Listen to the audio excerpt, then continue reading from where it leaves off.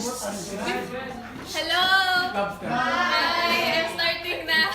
Okay, again, good afternoon everyone. My name is Krista. And before I actually head on to my talk, I'd like to ask a question first. Denver, for you, what was the most difficult topic that you had in school? That you had to learn? Math? Okay.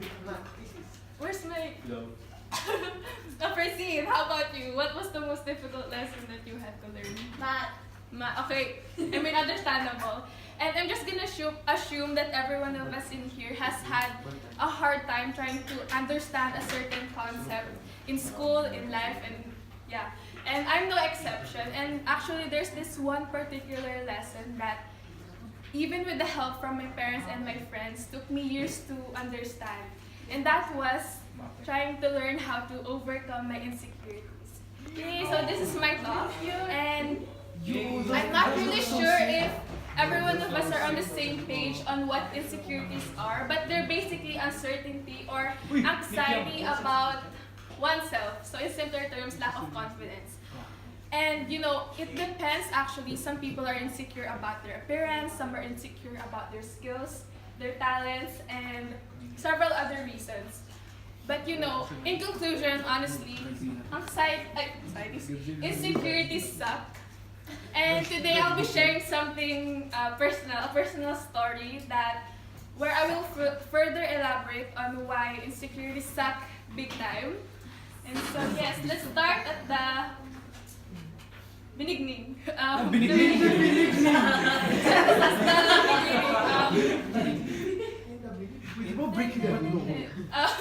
These are photos of me back when I was in grade 7 and in grade 8. You see friends in there? Sultan, I have a question for you. Okay. Like, tell me the truth. Like, I won't be offended if you say yes or no. But do I look fat in any of these photos? No. No? Do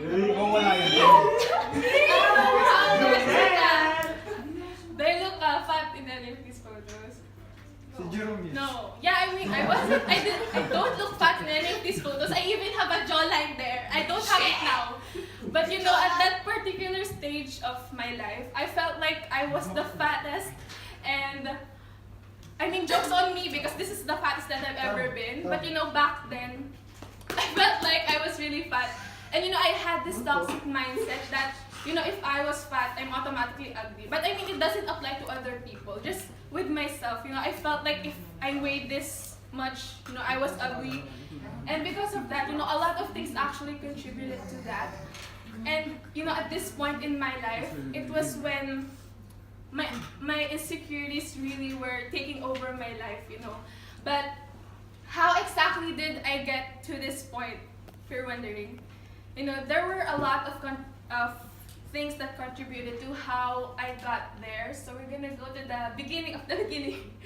So back in grade 5, that's when I started. Back in grade 5, that's when I started, you know, using Instagram almost every day. And back then, you know, there weren't really any funny memes that were as funny as the ones that we have now. And we have this. And I mean, I was young, and these were the posts that were called Just Girly Things. And you know, I thought that, you know, I'm a girl and I wanted to relate to them so bad. And so these posts in particular were no exceptions. And at the time, it was all that I could focus on. And at such a young age, I exposed myself to things that shouldn't have been exposed to me, that, you know, that really impacted the way I saw myself, you know, my body image. And you know, I was young, I was being influenced by a lot of things. And so starting from there, you know, I remember I was only 11 years old and I was wearing this like two-piece bikini when we went to a resort. And I remember when my dad would take pictures of us, I would do this to my stomach and I was covering my non-existent rolls. And I don't know, just from social media basically, the way I thought about myself, how I saw myself really changed. And that's when, you know, I started becoming conscious about my body. And so move on to, I wanted to be a skinny legend. I wanted to be a skinny legend. I was really, you know, I really focused on the way I looked. And I wanted to be that way. And so, moving on to grade 6. Back in grade 6, I was the vainest person ever. If you don't know what vain is, that's the... And the fun... I have a story, okay? So this one, and so I said to you guys that I was the vainest person in grade 6. You know, I would post selfies regularly, both on Instagram and in Facebook. And on my Instagram account, I had like 200 posts, and they were all selfies like that. And you know, there's this little fun fact, share ko lang. This was how I smiled back in grade 6. You see these 2 photos? I smiled like... I smiled like that because I wanted my top lip to appear smaller. Because I remember being conscious about it because someone made a comment about my lips. And so I just started, you know, doing that, and I just ended up looking ridiculous. And I looked ugly. Why didn't anyone call me out? Like, Francine, why? So yes, so now going back to grade 7. This is grade 7 mood board. So back in grade 7, that's when I started gaining weight, and you know, I started having acne and everything. So on top of that, because you know, because of my body image issues that started from when I was young, like you know, I started having acne and then like weight gain. So it all just piled up. And you know, there was this one thing that happened back in grade 7 that I'd say like really pushed me to like the point where I don't like, yeah. Okay, I can't explain, but you'll understand when I tell the story. So basically, I was eating just in a fast room, and as I was about to throw the wrapper, I walked by these 3 girls. They were my classmates, and then as I walked by them, I heard them say lechon. Lechon is roasted pig. Sorry.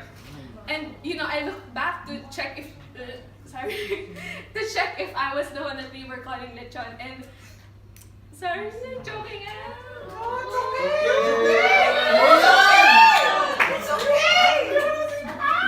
Go, Crystal! Go now! I thought I would get Stand by. I am the PhD. Strong independence. Okay, sorry, I thought I wouldn't cry. But yes, they called me lechon. Wait. And I know it means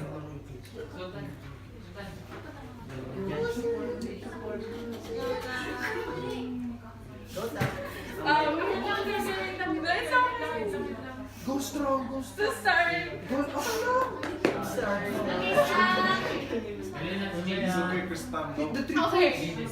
Okay, so they called me lechon, and then I just looked back at them, and I didn't even know what to say because like, what would you say if you were called lechon? I mean, at that point, I know that you know being called lechon is not a big deal. I mean, if someone were to call me lechon right now, I would probably just eat them too. But yeah, at that time I felt sorry. At the time I felt really embarrassed and confused as to why they were calling me that. And I just remember that. Sorry, kanina yung boses ko.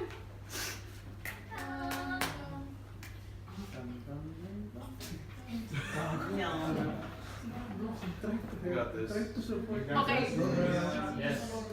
And then, you know, I just remember that when that happened, I just wanted the ground to swallow me. And, you know, it stuck to me. Even now, it's still affecting me. But for the rest of that school year in grade 7, you know, whenever I would... Yeah, it's shaking. Sorry, my voice is shaking. But, you know, throughout the rest of the school year in grade 7... yeah, thank you. Okay, so basically, it affected me a lot. And it was that push that really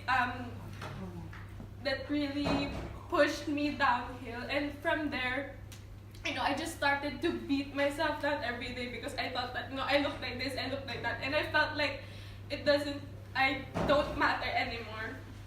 And so that's what happened. That's the thing with insecurities, you know, when you constantly feed it. Okay.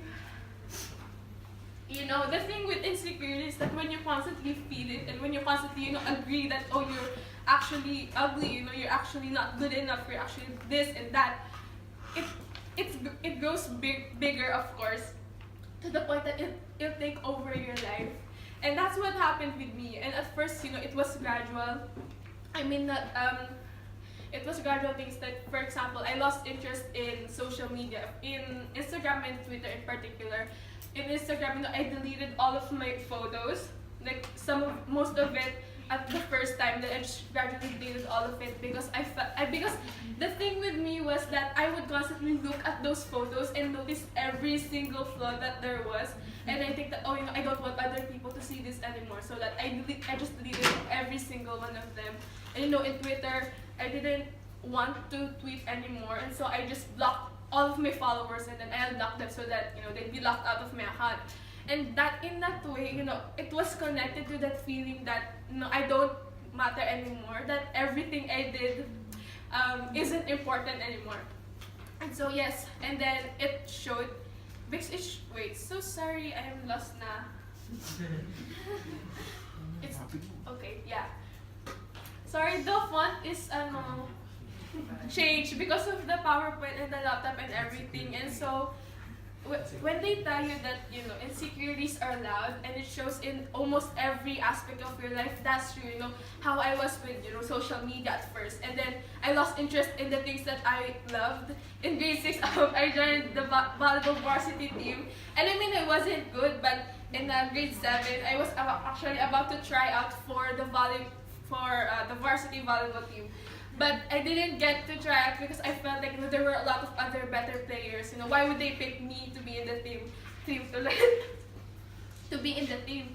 So I just didn't bother trying, and I lost interest in trying to learn the guitar and the piano. And all I could focus on was this. Like I just wanted to fix everything that I saw when I looked in the mirror, and so I just started losing interest in everything. And second is with my friends. Back then, I never really talked to this about my friends because we weren't really the type to talk about serious stuff. But I mean now we talk about everything. But back then I couldn't. I mean not that I couldn't. It's just that we never really talk about it. But I had this coping mechanism wherein when we're all together, for example, we were looking in the mirror, in the CR in our school. I would always say that I would always pinpoint and tell them every flaw that I noticed about myself, as in, my cheeks are too big, my lips are too big.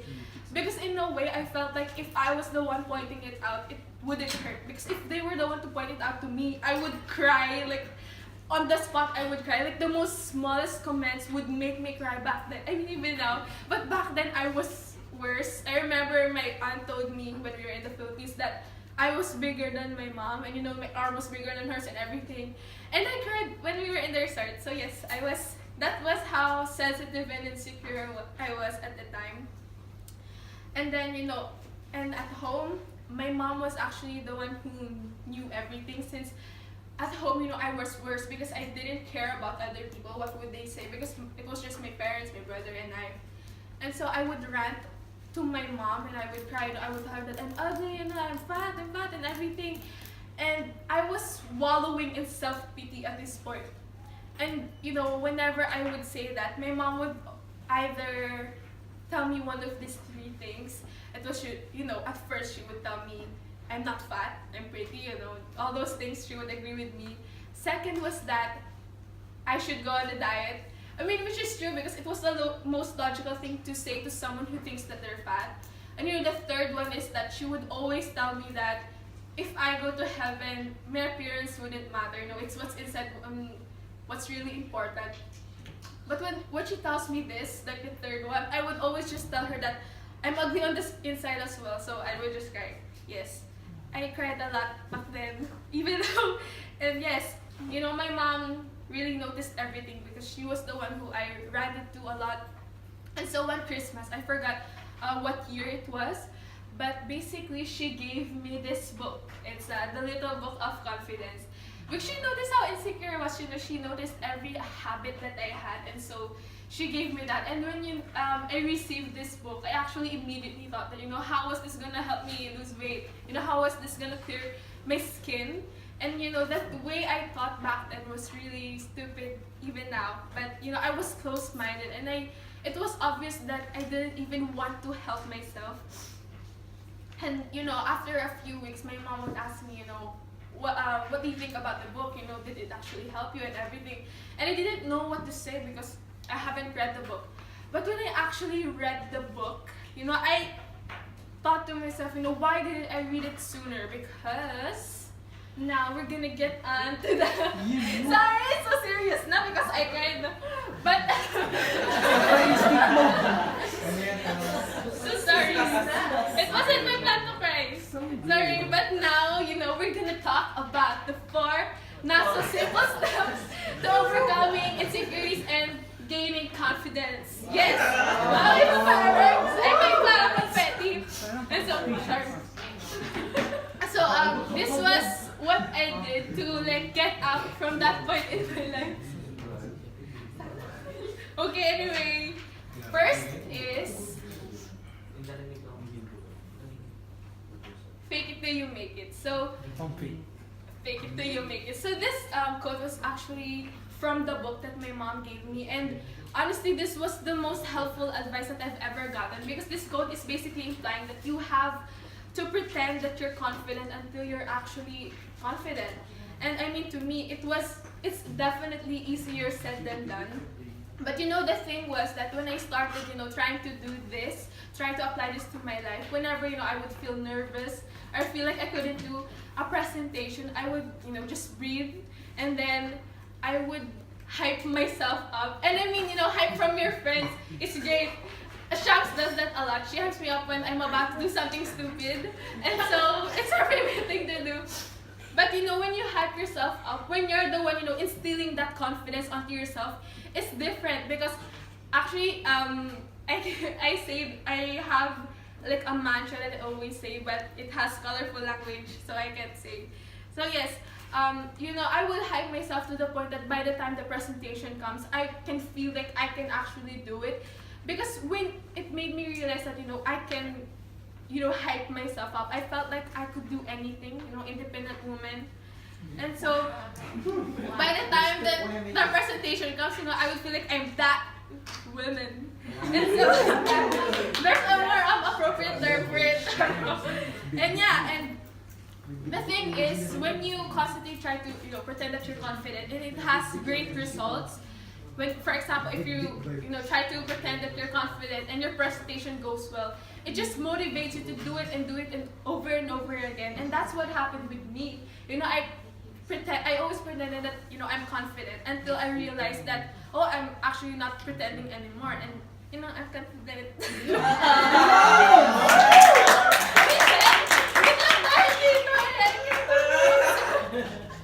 Second is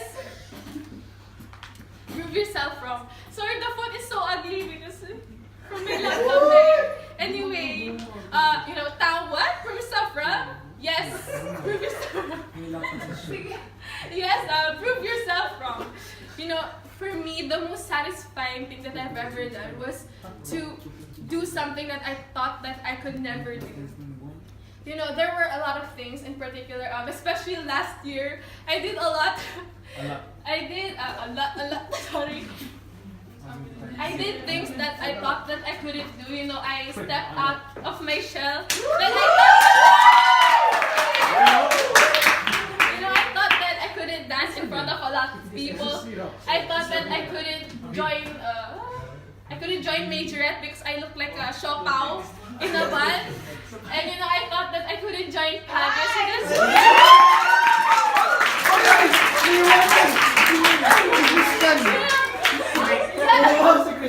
I thought that I couldn't join pageants because, you know, I look like this. But last year, you know, I used my insecurities to my advantage, and I constantly tried to prove myself wrong, you know, to contradict whatever it is that I have on my mind, you know, my insecurities. And because of that, you know, I stepped out of my comfort zone, and I really challenged my limit, especially last school year. And you know, what they say that when you don't feel challenged, you're not growing. And that's true, because when you don't challenge yourself, when you just stay inside that comfort zone, what's the point? What's the plan? You're not growing. You're not growing. And you know, even though I wouldn't look back on these anymore, like I can't watch that video because I look dumb. I'm glad that I did all of them, because you know, it showed me that from that point back in grade 7 and grade 8, I've grown from that. You know, I can actually do what I want when I want it now.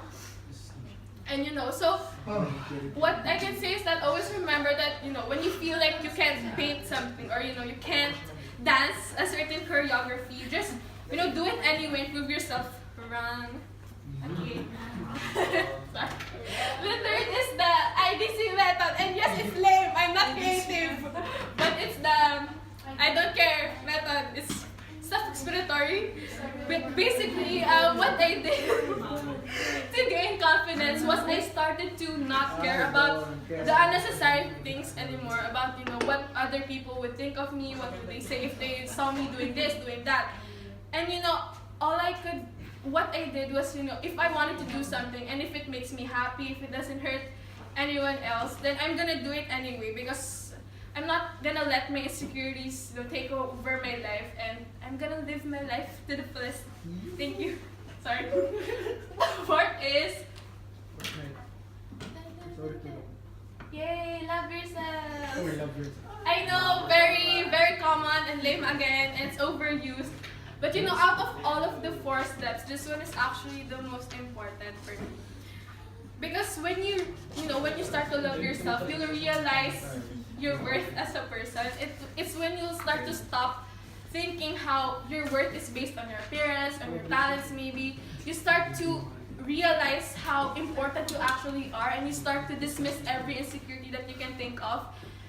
And that's, what I tried to do, when I decided to help myself, because out of all of this, out of all of that things that happened to me, I realized that the only one that can help myself is myself. But despite my parents' help, from my friends as well, none of it wouldn't have mattered if I didn't want to change, if I didn't want to be better. And so I decided to, love myself, and that started off with, loving your flaws. And I mean, that's ridiculous, right? With thinking that, why would you love something that you hated? So for me, I started loving, my cheeks, my lips, my big arms, and sorry. I mean, it was difficult at first, of course, but it affected me in a way that I changed my perspective on a lot of things. I started taking care of myself. I stopped self-pitying. I started to grow as a person where I worked on my attitude instead of focusing on something superficial. Loving yourself really is the key to overcoming your insecurities and gaining confidence. As I end my talk, I'd like to remind you guys that insecurities are just insecurities until you give it the power to be something more and to basically take control over your life. And we should always love ourselves, because if you don't love yourself, who will? Thank you.